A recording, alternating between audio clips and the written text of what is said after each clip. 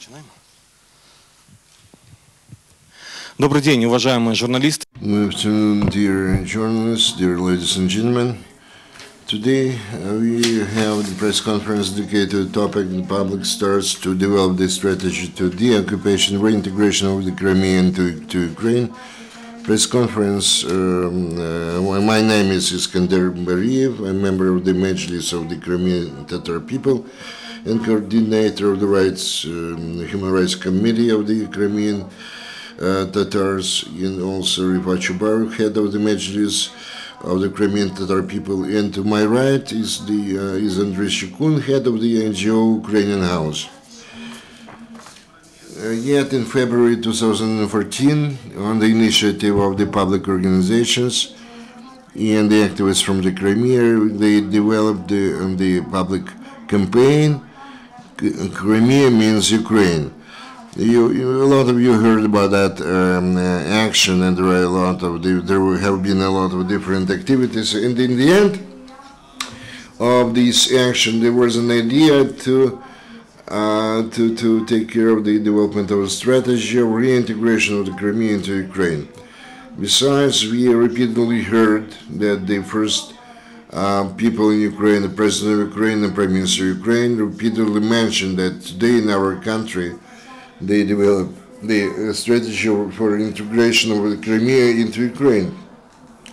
That is why the public decided to come up with the initiative, and under the patronage of the head of Mejlis of Crimean Tatar people, People's Deputy of Ukraine, Refat Chubarov, analytical centers and activists and just NGOs and public organizations united their efforts and decided to have a kind of competition for best thesis among the doctorants, the students, experts, etc. In the announcement, which we are going to spread among you, and this announcement contains more details about this contest competition, including the necessary regulation and procedures within the framework of which we are going to take care of this competition. I'm going to talk about some logistics, and then my colleagues will tell about some other things. The logistics is like that. Today we announced the competition. The competition or contest will, the first stage is the preparation of the work. The paper can be written until not more than 12 pages. It must be written in Ukrainian or English or Crimean Tatar or Turkish language. We are going to invite the international experts, and it's mandatory. If this paper is written in Ukrainian, one short resume must be provided, on one-page resume in English as well. We are going to collect those papers till October 20, after which we are going to stop the expert committee, including the scholars and the representatives of the presidential administration, the Institute of Strategic Studies of Ukraine, and a number of other scholars and experts and scientists. And as the next stage, in the end of October this year, we are going to present all those papers.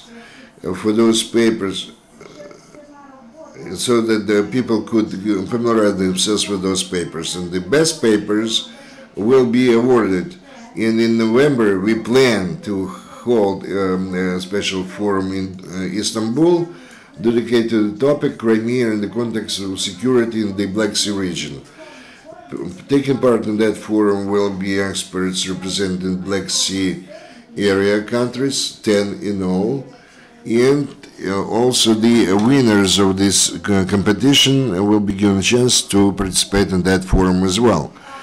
Accordingly, after all those stages, we are going to publish a collection of all those papers, and this collection will be officially presented to the President of Ukraine, to the Cabinet Ministers of Ukraine, and I believe further on we are going to think how to involve in this process to resolve the problem associated with occupied Crimea in the problem for reintegration of the Crimean to Ukraine. We have to involve more people from scientists and scholars. We can see today a lot of political processes. There are different campaigns and actions organized, but at the same time, it's very important to resolve this specific problem.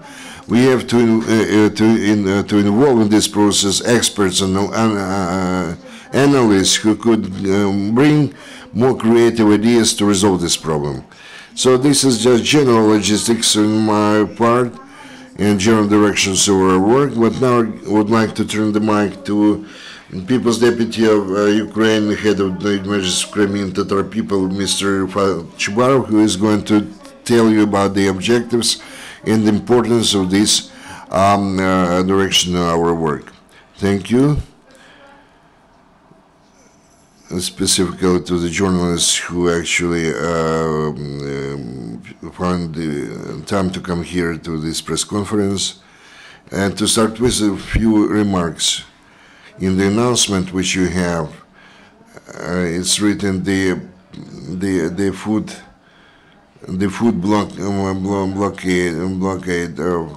blocking of Crimea. No, what is meant is the, let's say, the political blockade or the block of Crimea. We did not mean to give more problems to the Crimean people. And one more thing, so please do not use this under patronage of the head of the Mejlis. We would like to depart from that things because it's very important to us to have the public activity of those people who are united together with us with such a goal, objective as the occupation of the Crimea and return of Crimea back to Ukraine. And we would like to thank to all our partners who are still here in this audience and who are beyond the boundaries of these premises and those who are going to join us later. But I would like to say that there was the initiative of Eskender Bariev and we and Andriy Schekun were going to support this idea in Mejlis. This has become our common goal, our common objective. We just cannot imagine our life without returning Crimea back to Ukraine. This is number one. Number two, this public community of the Crimea, at last they opened those locks, I would say, sluices for the discussion by the public at large of those aspects of this problem associated with the following implementation or validity of the law in Ukraine on the free economic zone in the Crimea. So taking this opportunity, I would like to once again thank the journalists who actually from those assessment thoughts, which were quite a lot in the beginning, they switch over to some specific things in the discussion. I'm not going to criticize any website or the publication, but you know yourself they're absolutely different in their essence and their nature. But now we have already some iconography and a lot of figures and materials, and many journals already started a deep going analysis of what's going on and the border of the administrative border of Ukraine with the Crimea, what amounts, what figures regarding the let's say the commodity turnover, which is the top of the iceberg, which is under the water yet. And you know, I did not expect that those mistakes which are in the Crimean area, I'm talking about those who from the first hours of February 27th were not in the same team. They were in the same gang, but somehow their objectives are different now. And now in using some of their internet resources, they are actually fighting with each other. You know, I read the post of this certain Vladimir Goncharuk, one of the small fry of the Russian journalists who came to Crimea, and during the first hours he was the advisor of Sharansky and Aksionov. He set up the Clean Coast organization. Then they, I don't know, they did not find understanding between themselves. And now every day, almost every hour, he raised the post, and he actually he says that Aksionov and Shremet that they actually opened the channels for their personal richness of wealth. So this blockade opened the sluice through the airlock. But once again, I would like to repeat myself that this blockage or blockade, I'm not a naive person. I understand that everybody in their offices understand that not everything is all right or okay at the borders, but many of those who try to lead all those processes, the border between Ukraine and Crimea, in line with some of the laws about the free economic zone. But now, when we have this blockade, the same people in their own offices watched this process, and they wanted to somehow to embellish this process, and now they came to realize how deep and how far those metastases went already according to that law. And there is not a single agency of the executive power which has their office in Kherson region which would not be involved in those shadow scheme plans, or any official who would not be part of those schemes. And it seems to me now, practically in all the, let's say, official offices, they are prepared to cancel that law. And now there is discussion what is going to replace that law. What I mentioned a few minutes ago and about free economic zone, about our actions of the public at large and the possible actions of the part of the authorities, this is something which could become or had to become the basis of the strategy for the occupation and return Crimea back to Ukraine. I don't want to say that there are some people who were the first to start this topic. No. Once again, I would like to thank all those who in their foundations or their organizations or personal, this or another form, touched upon this topic, starting from the Maidan of the Foreign Affairs, which presented already their own strategy, and it took place many months from now, back, I mean. And another story that this hasn't become the subject of the broad discussion on the part of the community and the authority, but those are the drawbacks, not of the foundation of Maidan of Foreign Affairs, but maybe of the community and the authorities. There are certain economists and politicians who spoke their minds, and we actually in Mejlis we also discussed those matters. Now a number of the public organizations come up with the initiative to have such a competition. I myself understand this is not something final or tangible papers, but again, on the part of the community or the professional communities, and this is going to be, in my opinion, kind of polishing of those aspects which have to be introduced in the strategy of returning the Crimea back to Ukraine. We were discussing in Ministry our further work. This is the third meeting of the Interdepartmental Working Group regarding the lodging suits against the Russian Federation, not for the property which was left in the Crimea, because nobody trades in the land and nobody wants to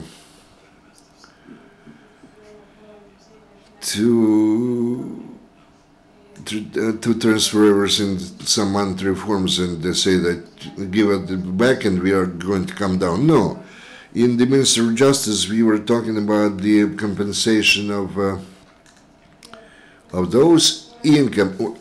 We are talking about compensation of missed profit as a result of the occupation, and I believe there is a very interesting, very content-rich work. We are also reaching some international areas. I understand that I'm talking too much You don't have to take it too much of your time. So there are some of the things where we can unite our efforts with the UCAS shareholders who already won a lot of money from the state, and we are talking about several thousand enterprises who suffered a lot. Coming back to the strategy, I would like to address with a special call and the hope. We would like to not only the economists be involved in this competition. There are a lot of humanitarian aspects, not only associated with the stage of the occupation per se. For example, when the Crimea is going to be returned, how they are going to return that. But it also associated with the stage how the Crimea is going to be renovated after the occupation come back to the embrace of Ukraine. And there are a lot of things for food for thought for the historians and the humanitarian scholars. You know, when the Crimea is occupied, maybe a lot of experts could concentrate on what we already did for the last 23 years. Maybe if we're talking about historians, you could look at that through the eyes of the relationship between the Ukrainian and the Crimean Tatar people. You are talking about the Black Sea area. We could come back to the history of our relations with Poland, with Russia, with the Crimean rule, Crimean Tatars rule in the history. You know, I'm not talking about the specific curricular to restore the Ukrainian Crimean Tatar schools. I believe this could become the basis of the strategy, at least at certain directions of the activities, and then the state and the community and the society have to find the possibility to coordinate the efforts of the people. I would like to thank those who are present here, Andriy, Schekun, and Eskender, Bariev, and all those representatives of the public organizations who are involved in this work. We are going to support you in that. Thank you. Now I would like to give the floor to one of the organizers and initiators of this program, this project, Andriy Schekun. Thank you. Well, generally speaking, this idea was in the years since yet in the last year we worked together with Eskender.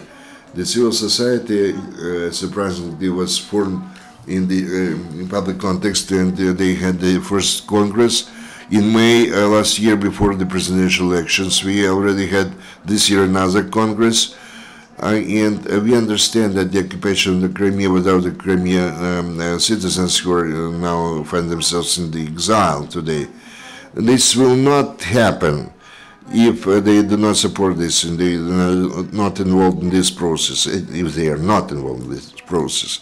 Today we have 5 regions. We have the registered centers of the Crimean people who start to work actively. Mostly we are talking about the western regions of Ukraine, like Lviv, Rivne, Chernivtsi, Ternopil, Khmelnytsky, etc. But we are going to continue this work also in the eastern parts of Ukraine. We are going to look for those Crimean citizens, Crimean people who did not forget about their smaller motherland, who dreamed to return to the Crimea, would like to do something to do that. And this work is going on, and it's very good that the Crimean people respond to that and are involved in those processes. It's clear that if we are talking about the right and strategically important articles, we are going to involve them as well, and those Crimean people who find themselves today on the occupied territory and who support the as soon as possible return of the Crimea to Ukraine, they have to be involved in this. They have to understand what processes are going on there. Maybe we should give them more information about that. Of course, we would like to have some more meaningful nature of our work, so that this becomes a strategy for all those who strives to return Crimea as soon as possible. Thank you for your kind attention. Thank you, Andriy. And in conclusion of our first part of the informational part, I would like to remind you about one more thing. When I I can get a European American analysts, and they say that they, among other problems, the problem of our political Ukrainian establishment, that they do not work enough with an analytical center. So one of the objectives of this action is to involve more intellectuals of our country who are concerned about all the problems of Ukraine and the Crimea in particular, so that they that could be more involved, and we could use them in the forming of the future policy of Ukraine. They mentioned the Maidan of Foreign Affairs was one of the first to come up with the strategy. Maybe their strategy will become the foundation for the work, the papers of many researchers, and the more creative ideas we have who could prompt us steps of ways how to resolve our common problem, I believe this will bear fruit, In conclusion, my speech, I would like to say that we are assisted in this process by our international partners, and then our foundation, among those. Thank you. Should you have any questions, we'll take them with our pleasure. Igor Babak, TV channel 112. The question to Refat Chubarov. Earlier, the president mentioned that he is going to cancel the free economic zone. But why this action? Because this zone was created only 1 year ago. I think we remember, all of us, we remember what the year we had last year, what the threats were imminent to Ukraine, and in many spheres and many aspects, Ukraine was not prepared for this street defense in case of more massive invasion on the part of the Russian troops. But you remember this law was voted by the Verkhovna Rada and adopted. Believe me, I do not have any task to defend anybody from any kind of branches of the power or criticize anybody more. To me, all the branches of power, they deserve the same criticism, But I will repeat myself what I mentioned before already. I'm one of those who believe that today there is a war between Russia and Ukraine, and in this period of time we have to try and to exert maximum pressure or influence on the power and show their mistakes. I could talk a lot about this. I could talk when we had very strong doubts on the part of the president's regarding his signature or signing. We had a lot of talks of this kind, and not only in the presidential administration, but there were issues which were not resolved, could not find their decisions. Another story, why it took the whole year, that the expectation, there are no positive expectations, and much more, we have a much more negative, or let's say very detrimental to Ukraine, directors of development. I never hide this. And when I talk with the Prime Minister or the President, I mentioned that one of the biggest problems that from that place, a lot of corrosion is being spread from that place to Ukraine. We know what we are talking about. We are talking how corruption influences the opportunities for further development. And they say each vegetable has its time to mature. Now all the branch of the power, they agree that this law should be cancelled. I remember I was not present in Verkhovna Rada, but I was watching how this law was discussed. And unfortunately, the initiators, MPs, they're no longer in the composition of this Verkhovna Rada. One clarification. You mentioned the let's say the interruption, or let's say cancellation of power supply to Crimea. When do you think this will be done, and when? I was talking about in the context of those those things which are going to be around the issue of relationship between Ukraine and Russia, around the war which is waged, if we are specific in terms. It's not an announced war, but it's a real war. And all those factors which are associated with the space near the Kherson region and the Autonomous Republic of Crimea, which is temporarily occupied, it is associated with all those events which take place by uncontrolled government of Ukraine, territories in the Donetsk and Lugansk region, whether they're going to have those illegitimate legal elections or not. And the coincidence of all those factors, or what situation we are going to have in October, this will require Ukraine to take more strict measures and actions in order to join those sanctions which were declared by the whole world. We are not doing anything extra here. We are going just to catch up with those countries which, following our address, or decision taken by EU, or by United States of America, or Canada, we are going to just catch up with them, and then we will have no other way but to think about the possibility to continue power supply to the Crimea. On the Twitching 2+2, I believe, Ms. Senchin was talking about that in a very good manner. Everything must be very honest and transparent, integral and transparent. There are the generators who can take care of the spheres associated directly with providing the human safety, human life. For example, the maternity houses or the hospitals. But why we should provide the power to the military units, let's say, Sharansky cement factory. Were you approached by the representatives of the next Crimea to return the communication? I mean the transport communication. Yes, I was approached by some of the representatives of companies and factories. They proposed to come to an agreement, and they got the answer that they could, if they could do something in order to facilitate the liberation of the hostages, then we can talk with you. But the bottom line,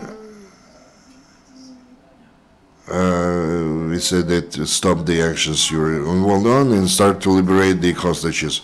Dear journalists, are there any more questions? Please. Victoria Svetlova, my question is to Refat Chubarov. In case of the energy blockade of Crimea, have you thought, you and other initiators, what would be the consequences on the part of the Russia towards Ukraine? Because Russia is the major natural gas supplier for Ukraine. It will not lead to the gas blockade for Ukraine on the part of Russia.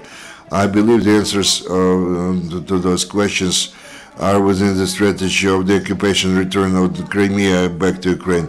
I do not address you personally, but I would like to address now those people who can now try and write about this.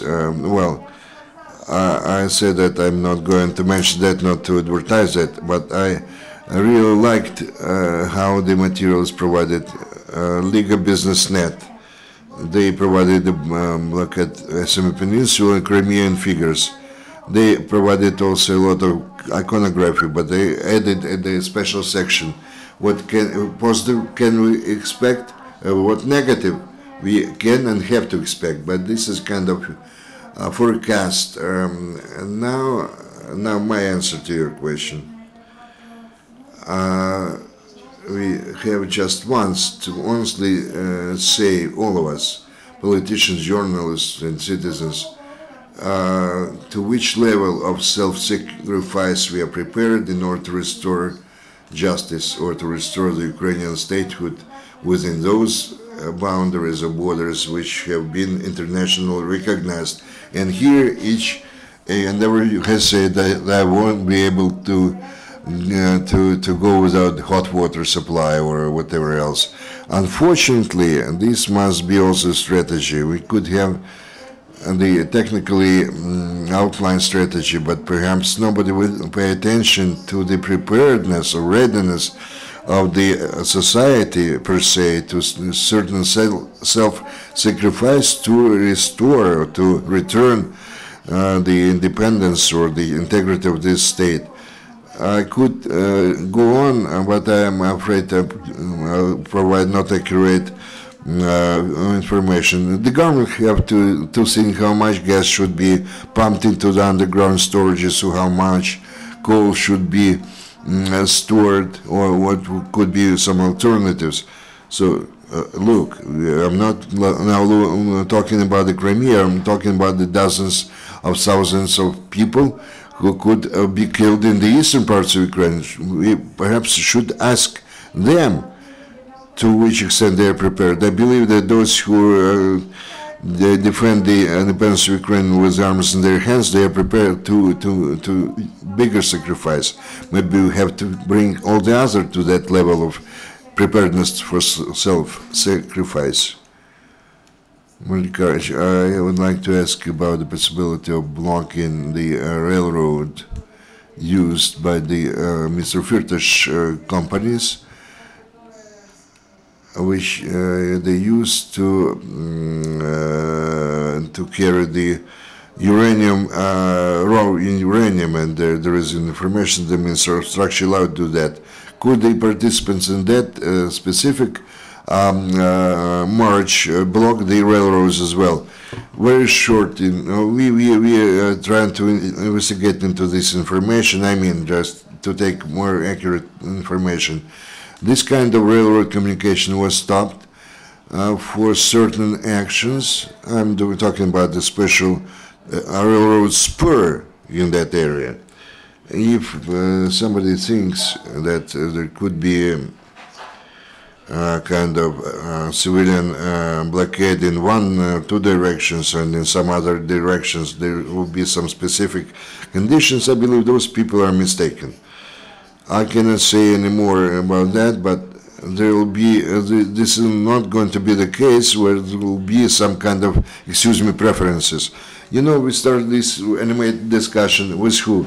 When we came to this administrative border, and we saw those long, many kilometer lines of 140 trucks, etc. We started with the drivers from among the Crimean Tatars. We said, what are you doing? You know what's going on there. Nobody but you should know about that. And many of those people actually listen to us. But we, we also cannot say that that's it, sacrifice the destiny of your families and their children, whatever. They have to work somewhere. When we started, we offered them to provide them some possibility in Ukraine. But then we had to talk to the drivers from Lviv, Rivne, and other western parts of Ukraine. It was more difficult to talk to them, persuade them. There is one more question. Crimean news. I have the question regarding this contest or competition. You had this question addressed to you on the website. We are going to have a lot of different proposals, but who is going to bring everything into one concept? And in continuation of this question, wouldn't it be reasonable to set up a kind of standing, let's say, ongoing roundtable, so that the journalists who write articles on this topic could get together and discuss those issues? Thank you very much for both question and proposal, because the organizers had something like that in their minds. We are talking about to give impetus, to give the push to the process, when we can to maximum extent involve the academic portion of our population who could give us some theoretical grounds how we can resolve this issue. But we could hear that it's very important that the academic part of our population could consider positive or negative aspects of this or another process. That's why what I mentioned about the Istanbul Forum. First of all, this is a very big site, a big problem. We had this forum for the first time ever last year in Odessa, but the idea was born long before the occupation of Crimea, you know. And we have already kind of international platform of experts from the Black Sea area. And here the most important thing for us to become the leaders in this process, because today the Crimea, as the country of the Black Sea region, the hottest events take place here. So we would like to set the tone, so to say, and to exchange information on a regular basis was within Ukraine, among the expert part of our population, also beyond the boundaries of Ukraine at the level of Black Sea region countries, in order to have the comprehensive resolution of this problem. It's very important to involve everybody in this process. And of course, you journalists are going to play a very important role. It's very important to convey the message, the information.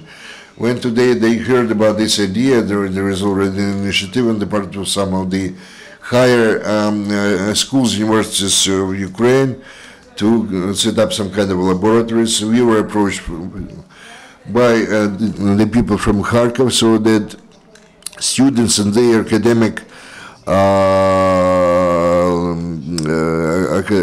managers could be involved in this, resolve this issue or problem. And I believe they will be able to get gathered together all those people and discuss all those issues in the first stage after the contest. I mentioned that we are going to issue or to publish the collection of those papers, so that the people familiarizing themselves with those papers could come up maybe with even more interesting idea. And we would like to help our government, our country, to form the comprehensive public policy in this specific issue. Thank you. More questions or clarifications in the audience? If none, thank you very much indeed, our esteemed guests, for your presentation, for the clarification regarding the Bloc, and we are going to, this brings us to the end of our briefing. Thank you very much. We hope that in the near future we'll have a chance to meet again. We are going to keep you informed, but please help us in implementing this program. Thank you.